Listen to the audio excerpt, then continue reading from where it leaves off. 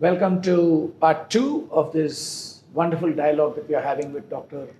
Bhuvaneswaran, cardiologist, director of the PSG Super Speciality Hospital. In part one, we got a glimpse into Dr. Bhuvaneswaran's early childhood, the trials, the tribulations, the challenges, and more importantly, the beautiful things of what he learned, whom he learned from, and some exceptional anecdotes in terms of how we can be a good human being and a good friend. So, in part two, what we're going to be doing is we're going to be talking to the cardiologist and the team, the young team that is helping with the production, the shooting, and all of that. In the break, one of the youngsters was very keen to know that today we have a lot of incidents, a lot of people saying that they are having heart attacks or cardiac conditions at a very young age. So this section we are going to be speaking on physiological health, primarily cardiac health, which I think is a matter of interest to everybody, because the day the heart stops pumping is the day that the physical body is dead. So we're going to be, I'm going to be asking some layman questions, and hopefully Doc will not get very irritated with my questions. I'm sure he's got more people asking him all kinds of questions in the course of his life as a cardiologist. So, Doc, first question. Well, I'll start with what Arun wanted me to ask you, which is today we have a lot of incidents of youngsters. People are very, very young. Recently, there was a case that came up that a very qualified young person collapsed at the age of 27 or 28 and passed away. There's been a whole lot of things that are going on. I also read somewhere that technically the human body can live up to 120 years. Yes. And if it dies before then, it is because we have not lived or taken care of our body the right way. So starting with just this cardiac situation, what is the reason that the incidence of younger people having heart attacks, cardiovascular conditions, according to you and your research and your knowledge, what are the reasons, and how, more importantly, what should we do to ensure that we can live a proper healthy life? So, whatever I have learned in my 3 years of cardiology, you have asked me in a single question. Now, I want to actually start with some basic things which I feel many do not give importance, but although it's very important for you to understand the cardiac issues and to avoid or to prevent the consequences. See, basically, most of the diseases, what we call it as diseases like heart-related diseases, they are all multifactorial. When I say multifactorial, first I have to start with the triage. See, you have, all of us know that there is a soil, a seed, and the atmosphere concept. So, soil is the what you are, who you are. The seed is the disease, and whether the seed becomes a strong tree or a plant depends on the soil as well as the atmosphere, which should give its water and sunlight.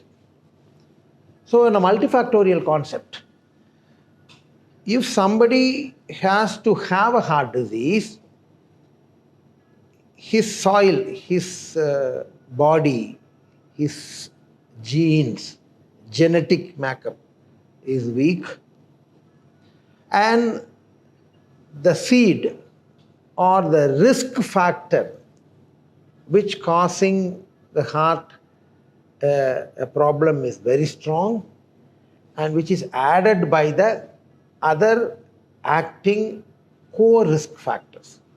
This is how disease happens. Scenario 1. A young man who has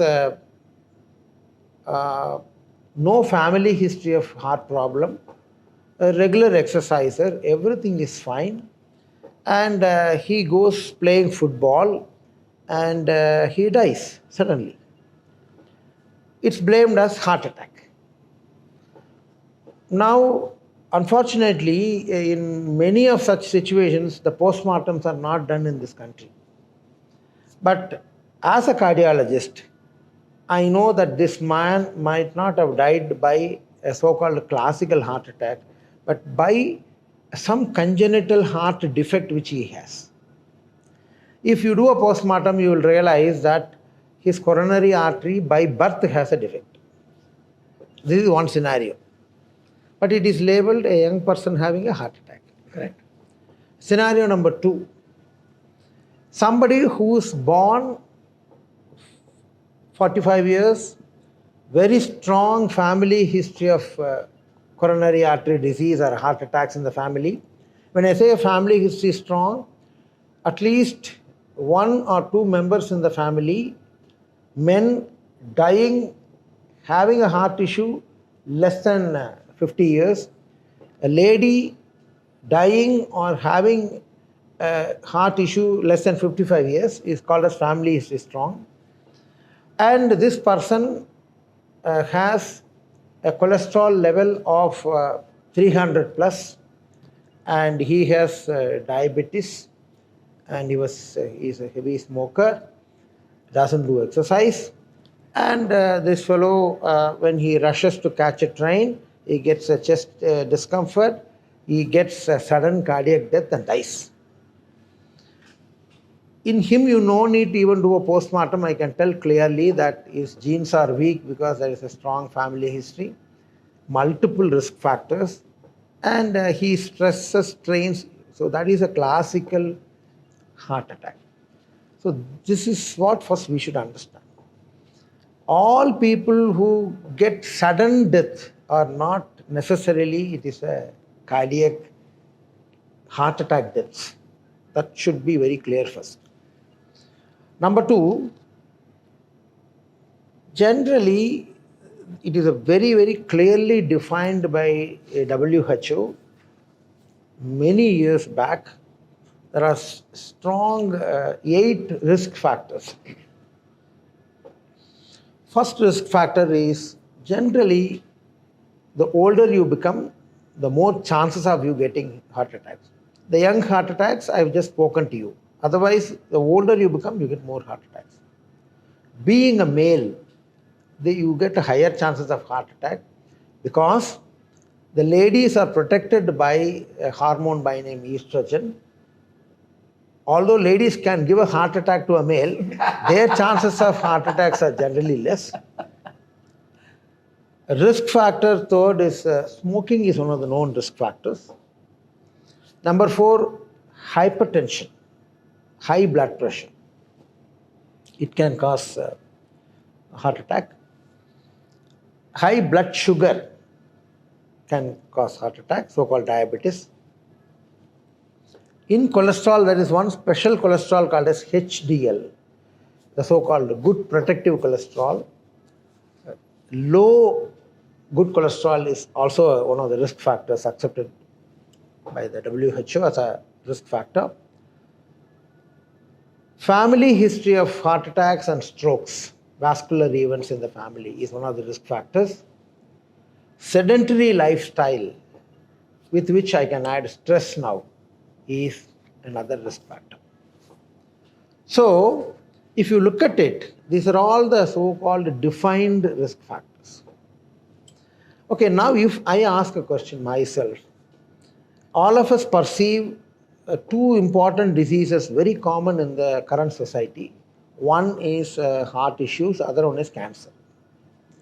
Comparatively, about 30-40 years back, because we both know as youngsters, We never heard so much of these diseases are there.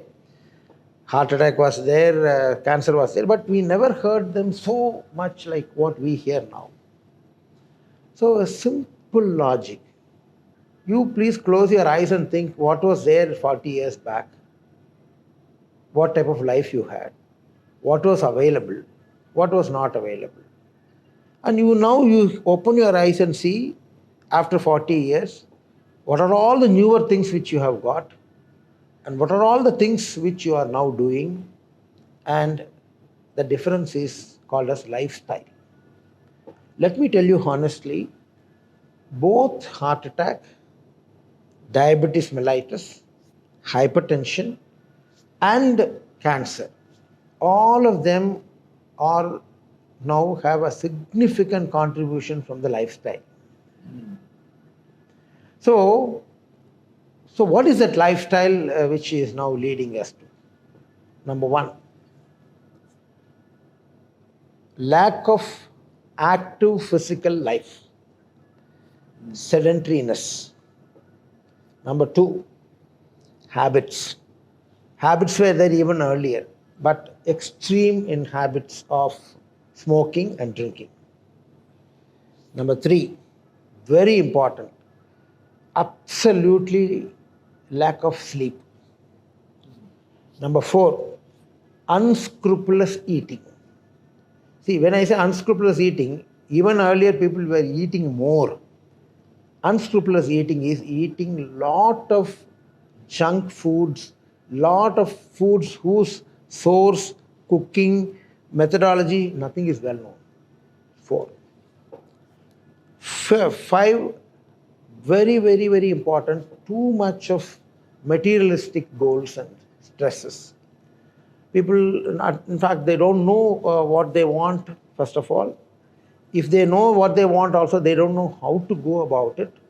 But everybody knew that, at the end of the day, they want to be running. And so that running is something which now chases people. In fact, people have a concept of this distress and eustress. Stress is defined as the body's response to a challenge. Simple definition. Distress is, if that challenge is a negative challenge, you call it as distress.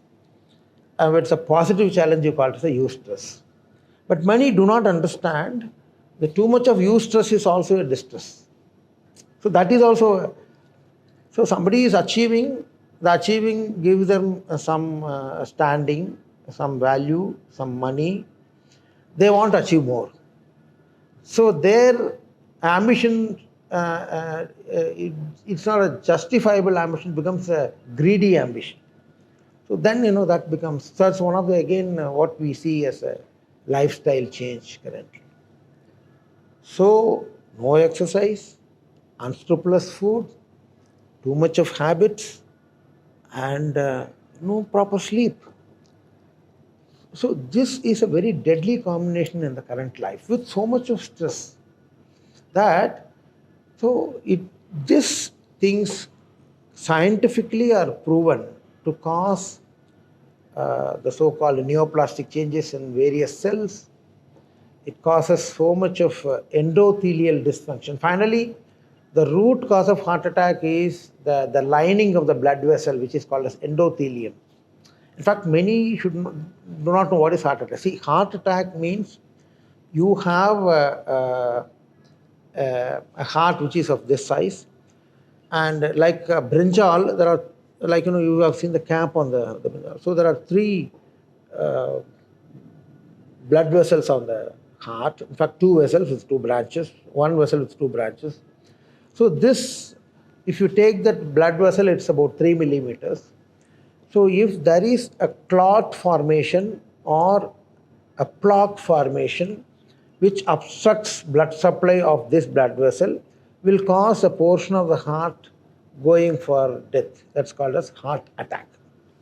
So this is obstructive coronary artery disease causing a pain and resultant consequences called as heart attack. So I would say that if somebody has a vulnerable gene with so much of risk factors, their chances of getting heart problems become high. In somebody, when all these things are not there, still they get a heart attack, we may have to suspect an inherent congenital problem inside the heart. The third one is, we have seen this more often at the time of COVID times, when because of the virus or because of suspected cause of vaccination or whichever it is, the blood clotting tendencies increased. So that was possibly like rarely, it's again a situational issue. So hope I've answered your question to that extent that it is you have to think of multifactorial, you have to think of soil, seed, and atmosphere, lifestyle things, and the classical defined risk factors. So the second part is now how do I prevent it or how do I avoid it? Honestly speaking, this is an evolving science. I don't think, as a cardiologist, I would say that we know the answers of everything about heart attack. Although we have a reasonable idea of treatment, prevention is still we are going. We currently say that if you don't have a family history of heart issues, a disciplined life. And a disciplined life should have certain components. You should have time for exercise, you should have time for stressing off or your hobbies and meditation or whatever it is. You should have adequate sleep. You should be very clean in your habits. Even if you have habits, you should know be in moderation. And so that means, it's an overall 360 degree of healthy life. Your chances of getting heart attacks are low. See, I can only say that your chances, because in my experience, science is never like a mathematics. In mathematics, 5 plus 5 is 10. That's also a science, but it is a logistic science. Whereas in medical science, 5 plus 5 can be 20, 5 plus 5 can be 0. Now, what I mean to say that is, if you have a very clean habit, everything is fine, your chances of getting a heart attack is low, but still you can get. But there must be some reason that we have to do. A clinician or the doctor has to do certain diagnostic methodologies and find out what is that reason. So, currently, a disciplined life, we should give you a decent protection of life. And number two, if you are from a vulnerable family, high family history and all, you should have a lot of proactive testing. There are certain medicines are known and to prevent or reduce heart attack issues, especially antiplatelet drugs like simple aspirin, metformin. But all these things have to be advised as per the medical report or the doctor's advice. So don't self-medicate or don't self-treat without a clarity. Can definitely prevent. The third most important thing I always keep on telling, in educated society, so-called educated society, everybody know what is correct and what is wrong. In fact, it is, I won't say even it is ignorance. I would say it is stupidity in its highest form when somebody who is very well reasonably educated by a second tier degree or a third tier degree, they know very well that they are abusing their health, but they think that somehow they would not have that issue. It is something like, when somebody is driving very high speed in a highway, you know that you have a chance of accident is high. So nobody need to tell you that if you drive fast, even if the road is empty, your chances of high, because suddenly somebody comes, you hit. But at the same time, the slow driving fellow doesn't mean that he never has an accident. He also has an accident, but the chances are less. This is exactly what happens in heart. So please, unless otherwise We call it in cardiology as primordial prevention. The prevention is in three levels. Primary prevention is that, if you are from a family of heart problem, you should take proper precaution. That's primary. Secondary means once you have had a heart problem, at least after that you discipline your life.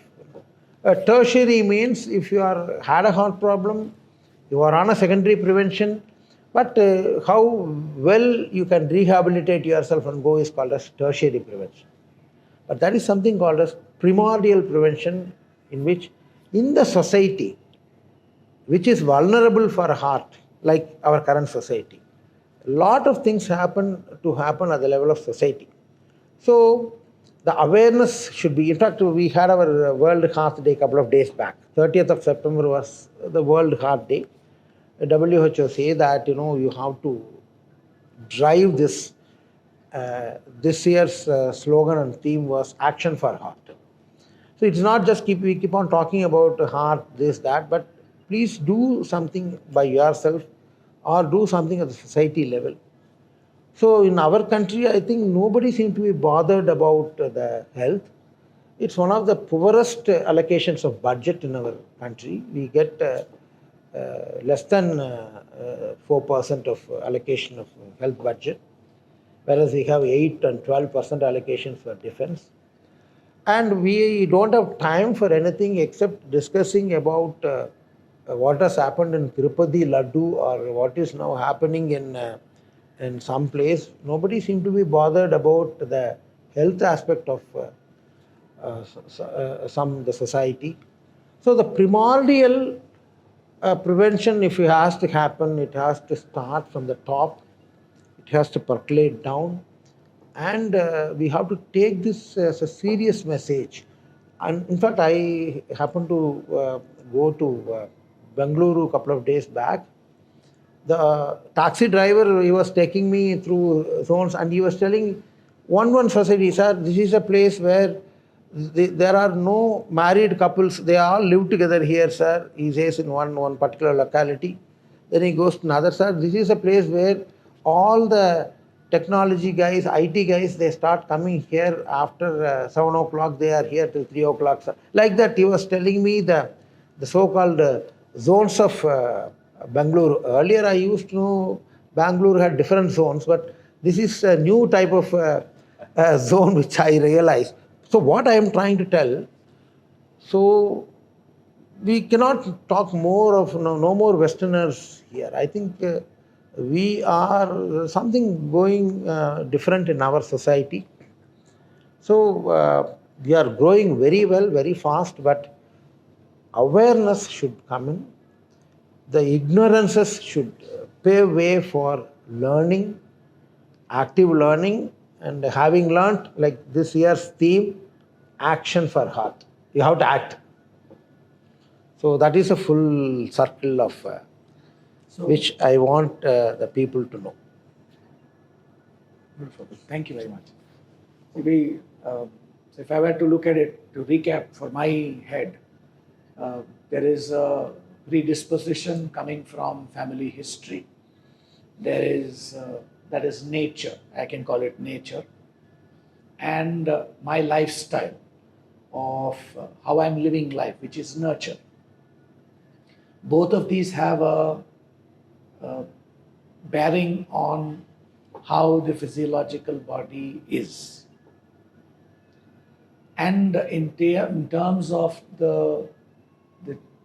I came across a very interesting thing that there's this book by Professor Robert Sapolsky. And he was talking about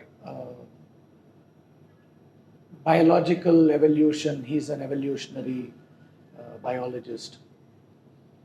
And a very interesting anecdote, a point that he makes in one of his lectures, and he's written in his books as well, is that genes are not predictors. It doesn't mean that if you have the gene that it will happen. The probability of it happening is there, and what turns on the switch is your lifestyle. So, a very interesting concept he made was that it is not that you will inherit, they are heritable. Exactly. They are heritable, and how you deal with what is heritable, which is the lifestyle, makes all the difference. So, and once I understand what my genetic predisposition is, I need to be aware, I need to be careful if there is a history.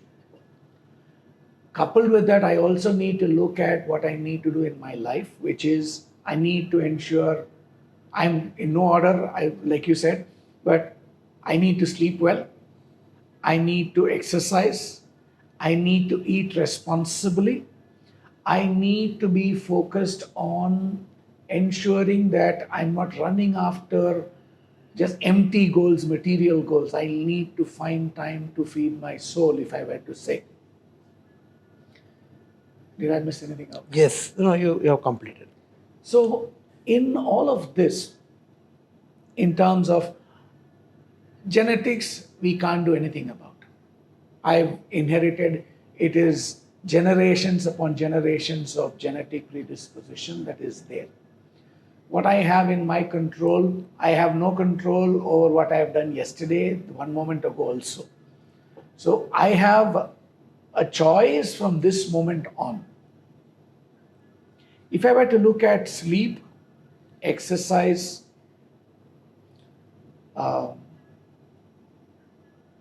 nutrition, if these are the three that I will look at in terms of a lifestyle, I'm not going to distress and eustress doc right now. Sleep, exercise, nutrition, which will have the greatest benefit accruing to me from ensuring good cardiovascular health? Which of the three should I focus on? See, if you ask me now, you have two eyes, which eye is important for you? So, why I say this, scientifically, they are all interconnected. Correct. See, if I say that food is very important, so by eating alone, can I prevent? My answer is no. If I say that exercise is important, by exercising alone, my answer is again no. So they are all interconnected. So as you beautifully said, I would say that the nature-nurture concept, the nurture consists of these important three things. Adequate sleep, adequate sleep and stress-free mind or less stressed mind, disciplined food and disciplined habits, and a decent disciplined exercise. Because I want to stress this word, disciplined exercise. Again, you now keep hearing people who hyper exercise, over exercise, and they are prone for sudden cardiac events. There are so many videos which come in circulation, somebody in a gymnasium suddenly swooning down. And so what you should know, again a small basics I would like to highlight. We have a word called as sudden cardiac death. SCD we call it. SCD. A sudden cardiac death is defined as a sudden death happening in a person who was alive 1 hour back as a normal person. When somebody was normal 1 hour back, and within an hour, if he has a death, we call it sudden cardiac death. 90% of the time, 90% of the time, a sudden cardiac death happens due to heart. And in heart, 90% of the time, a sudden cardiac death happens due to an arrhythmia. Arrhythmia is a beating disorder of the heart. In a heart attack, I told you the blood supply to the heart gets disrupted, the heart cells start dying. A dying cell becomes cranky cell. It starts showing some extra beats. These extra beats in a row can cause dysrhythmia or arrhythmia of the heart. So a decently beating heart of 70 to 80 beats suddenly starts beating 200, 300 beats or starts beating 5 or 10 beats. And that heart disorder causes blood supply reduction to the brain, and within no time the person's heart stops. So this is sudden cardiac death. So many conditions ultimately lead to this rhythm disorder of the heart, which causes a sudden death. So this sudden death, which happens because of an acute event, many a time is not preventable once it is set in. So they predictably happen in somebody when there is an abuse of a system beyond a level. So too much of exercise can cause an arrhythmia due to certain conditions which happen in the heart because of accumulation of some chemicals. Especially very important, somebody who has been regularly exercising, keep on slowly increasing the exercising, like you were telling that you climb up so many times, these things, if you are building it up over time, regular, no problem, generally they tolerate well. Unaccustomed exercise, this very very often happens. Somebody who has never even walked fast, to catch a train, this fellow is holding 2 suitcases. He has never run in his life. He starts running. These fellows develop a heart attack many a times in the platforms. Somebody who has never gone to exercise, now he doesn't know what is the spelling of exercise. He goes to a health checkup. The doctor checks him up and says that you need to start exercising. The next day he comes and starts running a marathon. He is again a highly vulnerable. So unaccustomed exercise. In somebody who is young or middle-aged, suddenly you expose them, they can have issues. So that means I would say that exercise also is like a medicine. It has to be prescribed. It has to be clearly defined. But the best and simple thing, I always say, the safest way for anybody, for everybody, walking is a very good exercise. Or jogging. Generally, I would advise that somebody should have an habit of doing it for about 20 to 30 minutes a day. Brisk walking or slow jogging. About 6 times a week, or even at least 5 times a week. This gives an adequate situation where, most of the time now this is adequate, I would say. Although now there are so many extremes are being, you do so much of this. See, I would say that my message is more to the common person, the public, who should have an idea. The second important thing, coming to the food, so many diets are discussed. That totally low carb, A carb diet, caveman's diet, paleo diet, intermittent fasting. So many things are being spoken. I would say very simple is, generally you should have one good meal, one moderate meal. Most of the time that's sufficient for us. A decent snacking, that means in between you have to give time. There is no binge eating, no continuous eating, no overeating. And so eat in moderation. Whatever you are taking, eat in moderation, and never fill your stomach full. Always have, you have about, if your stomach has 100% capacity, you eat for about 75 to 80%. Leave 10-20% simple. And so simple, because I'm trying to tell you simple. And natural foods are always better than artificial foods, complex foods. Vegetarian foods have advantages compared to non-vegetarian foods. Although there are some good non-vegetarian foods, like you can have eggs, lean meat, well-cooked lean meat. Whereas the so much of red meat and so many newer things that people talk, where this type of complex cooking, those type of things causes issues. Fruits and vegetables, generally they are one of the most preferred, because they can never give you any harm. Although you have to make sure that they are very well washed, cleared, because there are a lot of other chemicals people talk about. Sleep is one which is finally the most hit. Because many people at a younger age, they are very confident that the sleep deprivation doesn't harm them. I would say that if somebody wants to, IT professional doesn't understand what is sleep deprivation, I tell him it's simple as a bank account. In a bank account, they understand that very well. If you deposit money, it stays. If you withdraw money, it causes a loss. So, generally, everybody has to have around 6 to 8 hours of good sleep. So, it is a deposit. I think it's a simple mathematics. So, if you have sleep deprivation, 2 hours, if you even decrease a day, I'll tell you your efficiency. And there are certain chemical processes which happens inside. These type of, especially undue sleep deprivation, increases the clotting of blood. Coagulability increases. It doesn't happen overnight. Over time and so same thing happens with stress also. Stress causes, we call it as a rheological changes in blood. So the blood clotting tendency increases either by chemical methods or by certain internal changes of the chemicals. So sleep deprivation, too much of stress, all these things have some mechanisms by which the platelets get activated, the rheological thrombogenicity or the clotting tendency increases, and so they also have contribution to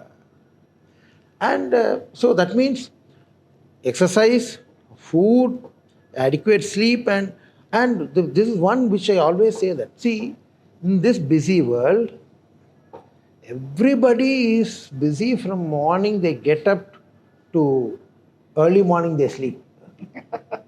So morning only they get up, the morning only they sleep. Only the early morning and little late morning, that's all. And so they are so busy with giving appointments to people, they are always busy with this, that. Nobody takes their own appointment. Now I give a concept called as, please have your own appointment every day. Now what is this own appointment?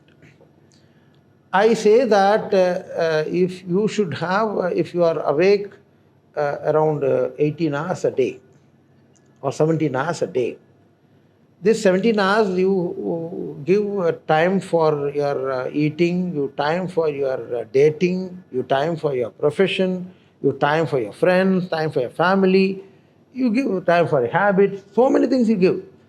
Do you give time for yourself? Now what is that your time? This your time is something in which, number one, my exercise time is my time. During exercise, if you want, you can listen to something, no problem. Or you see something, because some people have a habit of doing a slow gym and, slow walking and seeing television. Doesn't matter. That is my time. I say exercise should have two components. One is exercise which should give you a faster heart rate, should be around 70% of your peak maximum heart rate. And you should give you, when you sweat out, your fat gets burnt, you get some good chemicals, endorphins produced. And there is another type of exercise called as flexibilities, which can be easily achieved by some stretches or simple yogasanas. So that about 20 minutes to half an hour. That's my time. Another half an hour, my appointment will have myself sitting quietly somewhere. Now, many people mistake this with religion. There's nothing religious in this. Absolutely not. This is purely, I would say that this is called as a mind calming. The simplest way somebody can do is just sit quietly. When you sit quietly and with good your spine erect, you sit just for another 10 minutes, simple, what we call it as simple pranayama, or simple. Take a deep inhalation, deep exhalation. Just so 5 minutes you do that. The next 10 minutes, you start watching your breath. Many do not know that this is one of the best meditations which you can do, which Vipassana teaches it so well. So, half an hour, I have told you, half an hour of stretches and exercise, 10 minutes of deep inhalation, deep exhalation, another 20 minutes or 10 minutes even of watching your breath. Please, if you can do this 1 hour a day, your own appointment, let me tell you, you will start seeing how your life changes.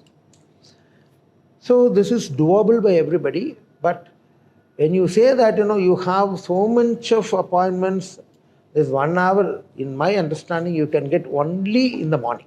Correct. You cannot get it in the mid-noon, you cannot get it in the evening, you cannot get it in the night.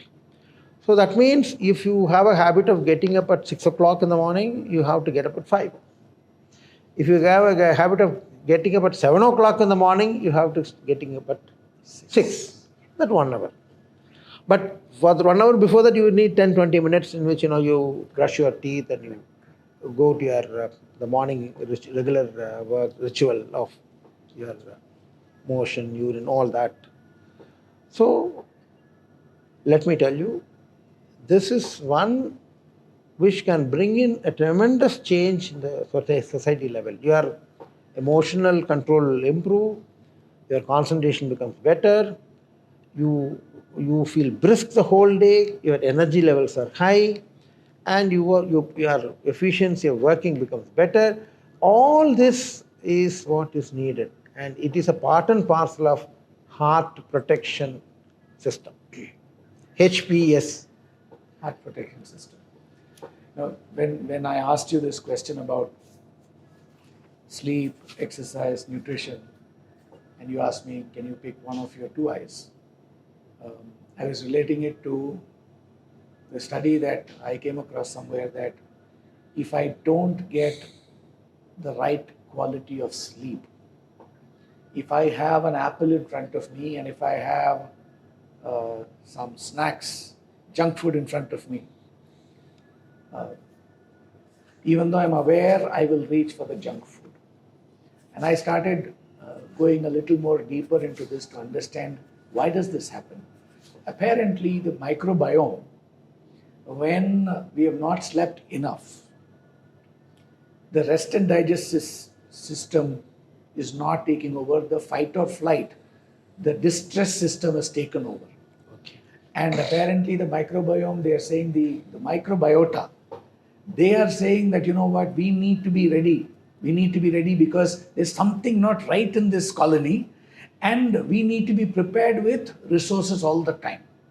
And therefore, a fruit which is healthy nutrition, it will take a certain amount of time for it to be processed.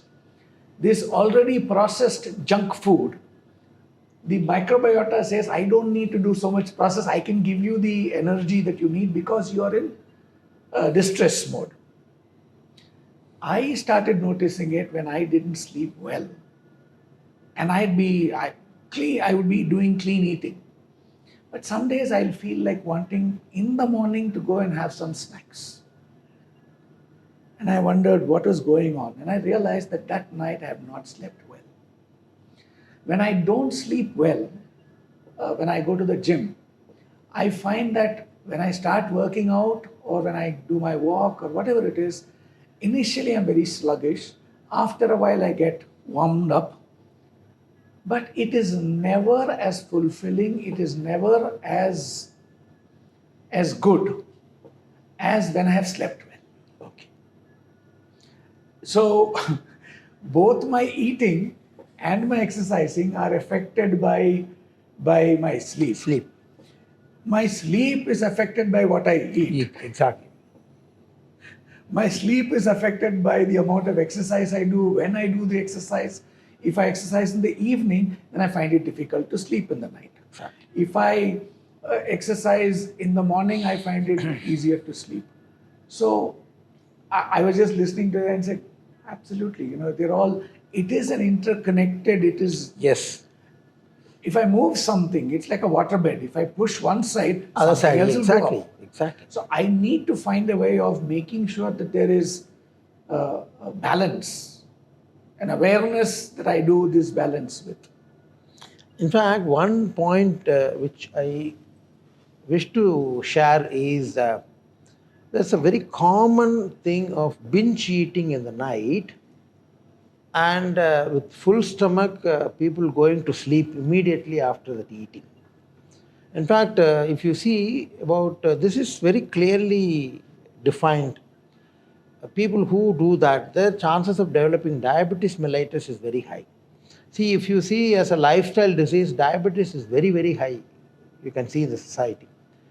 See, our digestive system also work diurnally. See, we know diurnal variation means when the sun is there up, your system works differently. When the sun is down, the system works differently. So generally, when the sun is up, your digestion capacities are very good. So that's why people say eat well in the daytime. It gets absorbed well, it gets digested well. When the sun is away, eat less. So eat like a king in the morning and eat like a beggar in the night. Now here everybody are now kings in the night and beggars in the morning. And none of them eat breakfast. Nobody eat this thing. So this, they just brush it aside. But unfortunately, there's a science behind it. Obviously, you get hungry in the night because you don't eat well in the daytime. So that eating binge and with so much of you add some spirits at times to the binge, and with so much of complex food, the digestive system was strained. It puts a lot of that's one reason why the colonic, what we call a transit time in the digestive system takes longer, food stays longer.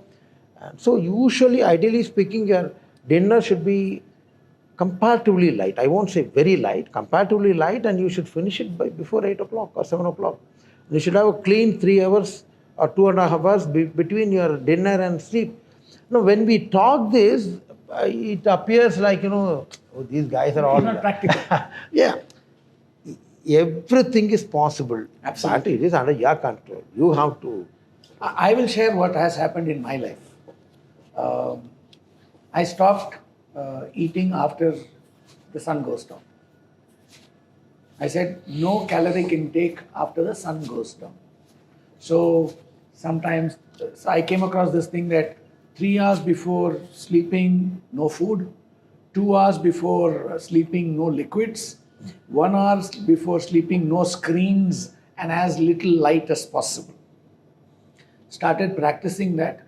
And I used to use that 1 hour before no light, what you were saying. I just sit down and do basic breathing exercises. No religious connotation. I just count 1, 1,000, 2, 1,000, 3, 1,000, 4, 1,000, 5, 1,000, 6, 1,000. 6-second intake, hold for 6 seconds, exhale for 6 seconds, hold for 6 seconds. So this 24-second is one breathing cycle. The days I do this, I sleep better. The days I do this, when I wake up in the morning, thanks to all the gadgets that we have today, there is this software that I use which tells me what is my recovery time. It takes into account the heart rate variability, it takes into account the resting heart rate and the sleep and the exertion that I have had during the day. And it tells me that today, your recovery isn't great, so go easy on your exercising. And so coming back to this, is it practical or not practical? I think, like you rightly said, in the first part, Doctor, you said, if you are really interested in doing something, then you need to apply yourself. Yeah. Right? So I have started applying myself. So meeting friends, I've started telling people, let's meet for lunch. If we are meeting, let's meet for lunch. Not dinner. Not dinner. If it is dinner, I will come. You guys eat, I won't eat. My company is my company. It is not dependent on me eating food along with you or imbibing spirits along with you. I say I'll happily sit down with a glass of water or some fresh lime salt. I'll sit there and I'm happy to be there. I will not eat anything. I have found this exceptionally useful in my life. Yesterday, after a long time, because I traveled in here, I had dinner. I didn't sleep well. Oh. I didn't sleep well because I've got used to not eating after sunset. So I think that it is possible, and it is, again, if you look at it evolutionarily, I don't think we had so much of food available. and that we would necessarily eat with the sun. When the sun goes down, we wouldn't probably eat. And we would use that time for societal interaction, community interaction, which is where I think music, all of those things came about. Exactly.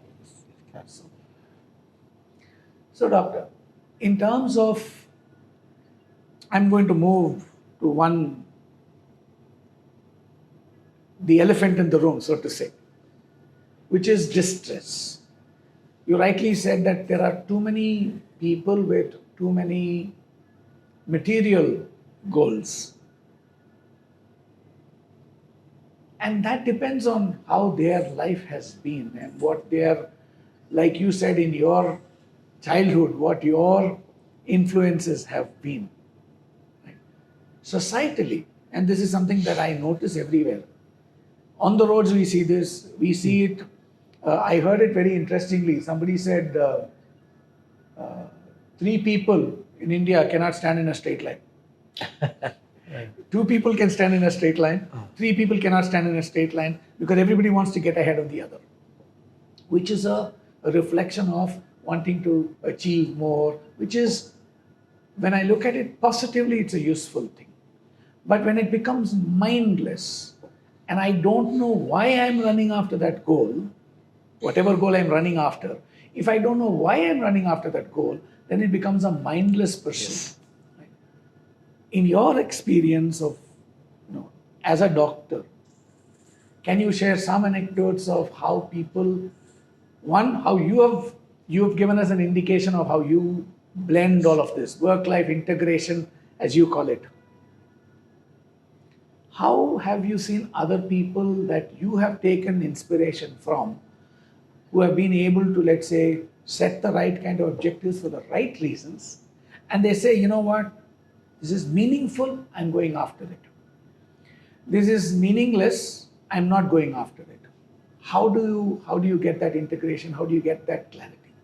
See, basically now it's as simple as it. See, when I sit in a car and drive, if I drive in a meaningful speed, I can, or get driven by meaningful speed, I can see outside and I can watch what is happening outside because my vision is clear and my contact is better. And the same, on the contrary, if I go by this very, very fast, like in a train or somewhere, when I see outside, nothing I can see. I can see only things moving fast. Now, why I say this context, same thing happens in life. So, number one, the life here, unfortunately, I would say that especially people who live in tier 1 and tier 2 cities, life is putting a lot of stress on them because they're getting from morning, they start to go to work itself, that to 2 hours or 3 hours. They are under tremendous stress because of the commuting, because of the indisciplined traffic which is on the roads, and this is putting a lot of stress on people. So those 3 hours, if you really have to face it well, as I told you, my morning 1 hour can make you a little better, at least. Now, coming back to the question, like I always say in life, everything is a choice. Now, if I choose to be what I want, then you have to choose to do certain things which will make you achieve that. So I can take my own example. When I came to practice when I was 29 to Coimbatore, that is 94, I would say. 1994 to 2004. I can clearly say 10 years. I was like a typical example I put myself in.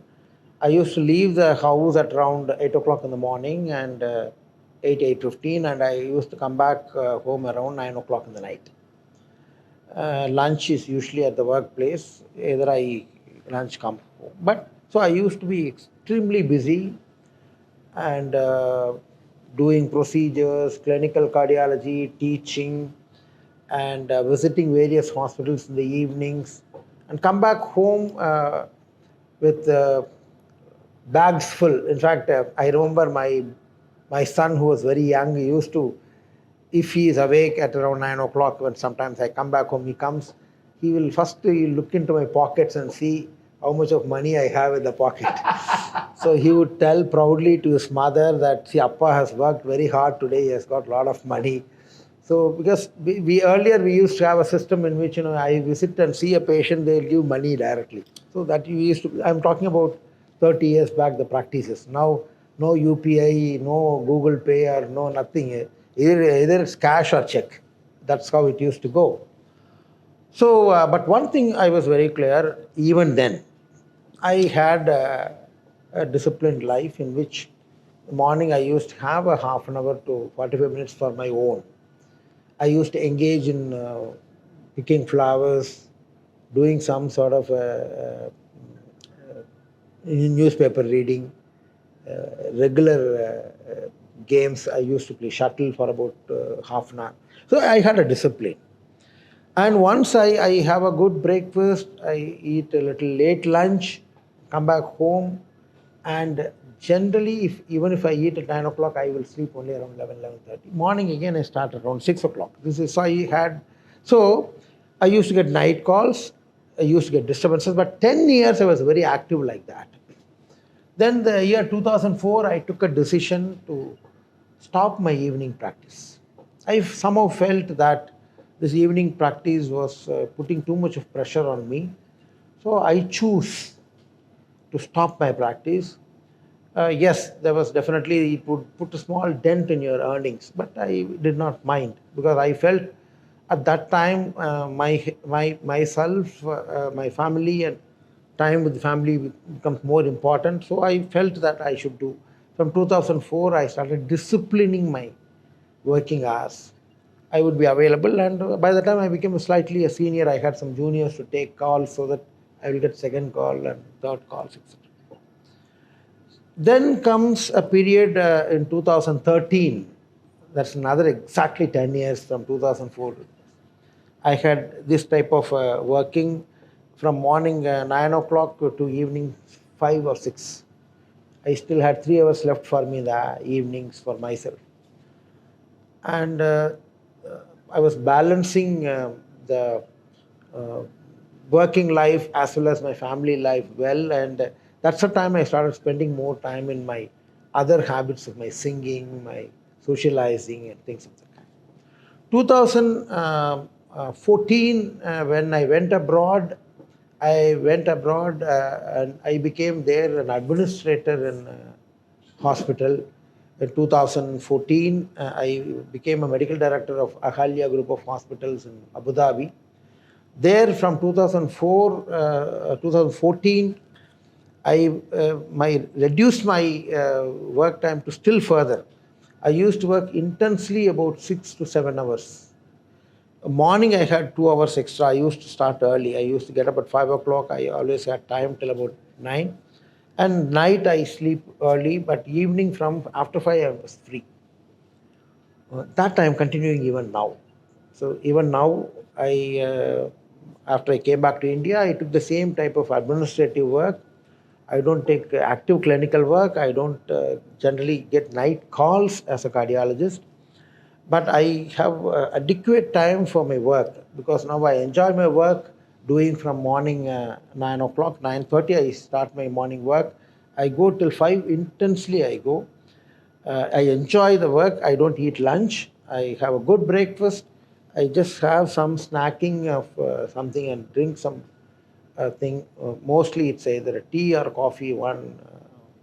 And I go home and eat my dinner earlier around 6 o'clock, 6:30, not 6 o'clock, 7 o'clock, 6:37. And I get adequate time to exercise. I get adequate time to read. I enjoy socializing, but now I cut down my evening socializing unless it was extremely important. And if I'm invited with my wife, evening is for our time. I don't leave her and go. I avoid going alone for evening parties or this, that, and generally I avoid going there. Now, I choose all this. Correct. I chose, and probably I think that where I say that. So I think nobody, it's like, the old English proverb. You can take a horse to a pond. You can't make it drink. See, unless otherwise, that person, whomever wants to discipline themselves, should discipline themselves. See, we are not in an age where somebody can discipline you with a cane or by a gun. You have to discipline yourself. So, what do I get out of discipline? Once you discipline your life, basically, honestly, hear it from me, everything is disciplined. Whatever happens, discipline. You discipline your thinking. All of us get bad thoughts, but you can discipline it. You just brush it aside. Okay, I don't like it. I don't want it. So you get discipline in eating, you get discipline in walking, you get discipline in everything.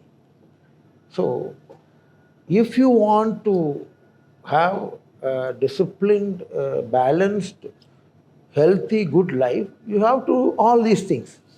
But if you think that, again, I always say that as a doctor, I hear it very often. I give a medicine to a patient, and patient says, "Doctor, I take it for yourself." I said, "Don't take it for myself. Why you should take medicine for myself? Why should you eat for myself? Why should you exercise for myself? Absolutely nothing. It is for yourself.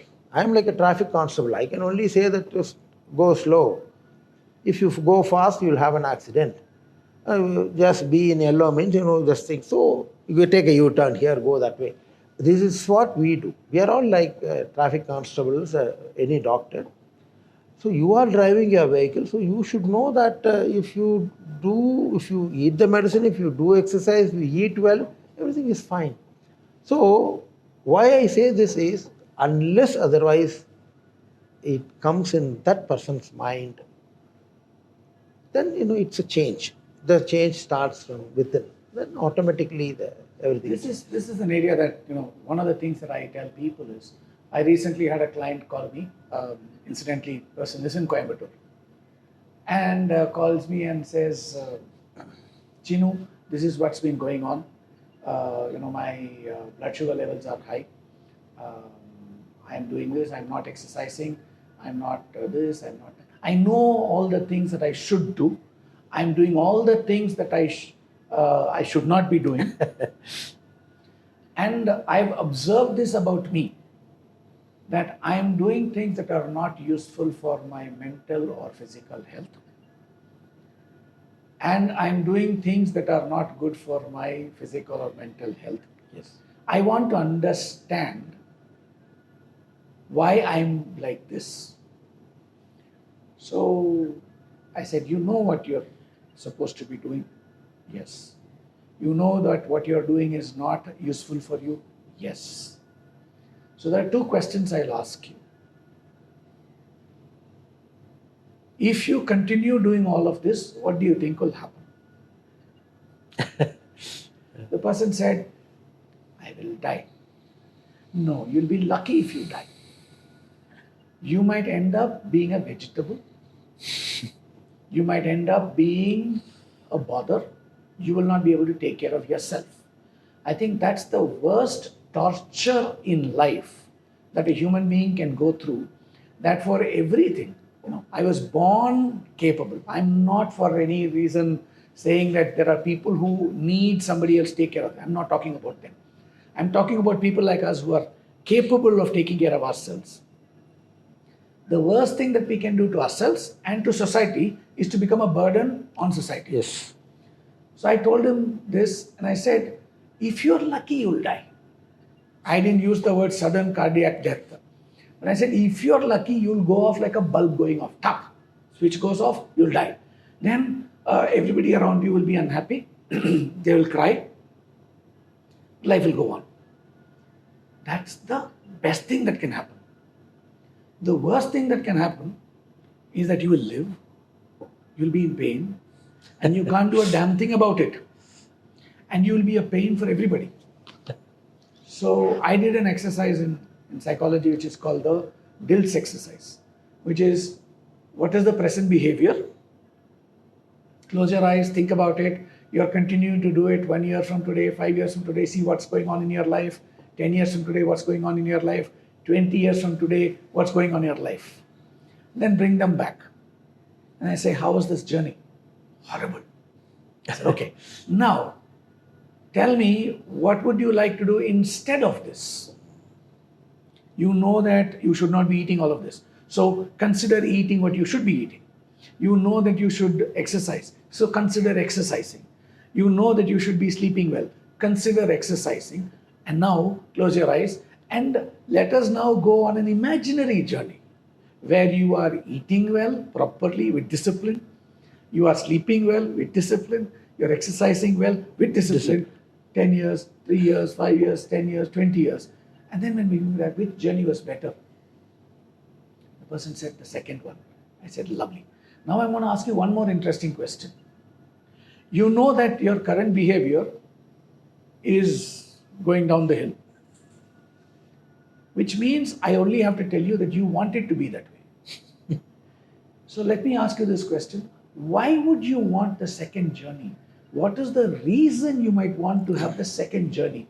Is there somebody aside of you that you want to live your life for? He said, you know the answer. I said, yes, I know the answer. You have 2 young daughters. Should you not live healthy and be well, at least to take care of your daughters? Yes. He said, yes. I said, so come up with an objective where you're not doing it for yourself. Because you have 2 young daughters who did not ask to be born, you have a duty to them to make sure that you are around, healthy, and around to give them the life after they become adults, then they are on their own. So I think somewhere the statement that you made, Doc, which is, I choose, I choose, I choose. I have a choice in every moment. Yes.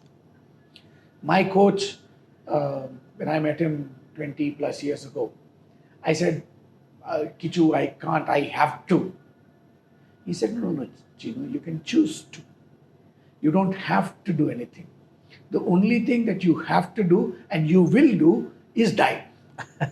In everything else, you have a choice. So I think this choice, you made this very interesting choice, which is enough. Yes. You said enough. You could have kept on going. Yes. And you could have made a lot more in terms of money, in terms of professional accomplishments, and a whole lot of things. Yes. Yes. But you said enough. Yes. I'm reminded of another anecdote. Kurt Vonnegut, the person I think who wrote, a book.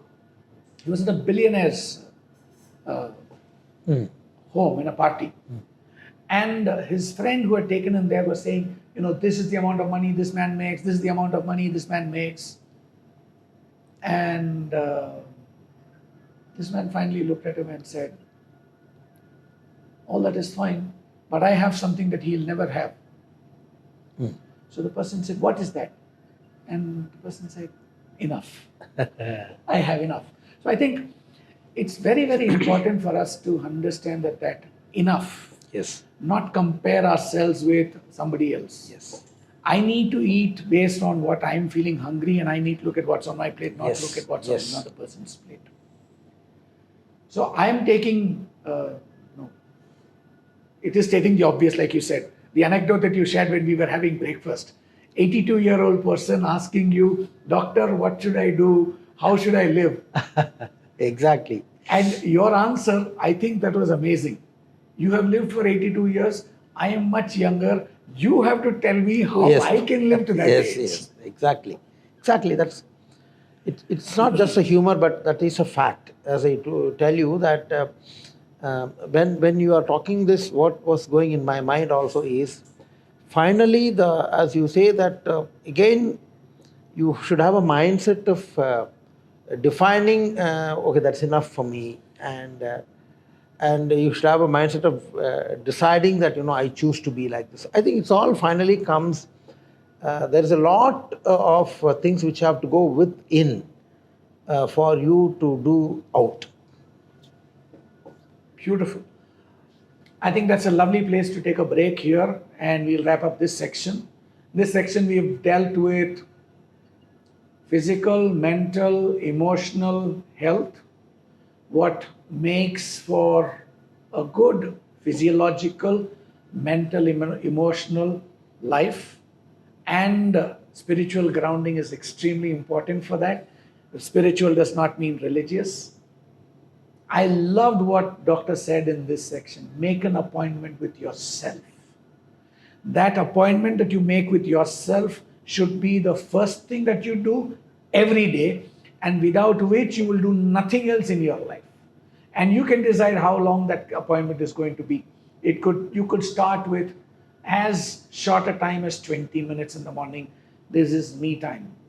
And slowly make it 30, 40, 50, and then make it maybe 2 sections of 1 hour in the morning and 1 hour in the evening for you. And if you can do that, I think life will be a lot better. You'll be happier, and I think you'll be an asset to society, not a liability to society. With that, we're going to take a break here. And in part 3, we will traverse Doc's journey as an administrator, from being a cardiologist doctor to being an administrator. What are the changes that he needed to make in life? Because many of us, we have to be prepared for stage changes in life. And that's what we're going to be talking about in part 3. Just be waiting and make sure that you listen to the third part as well. Take care.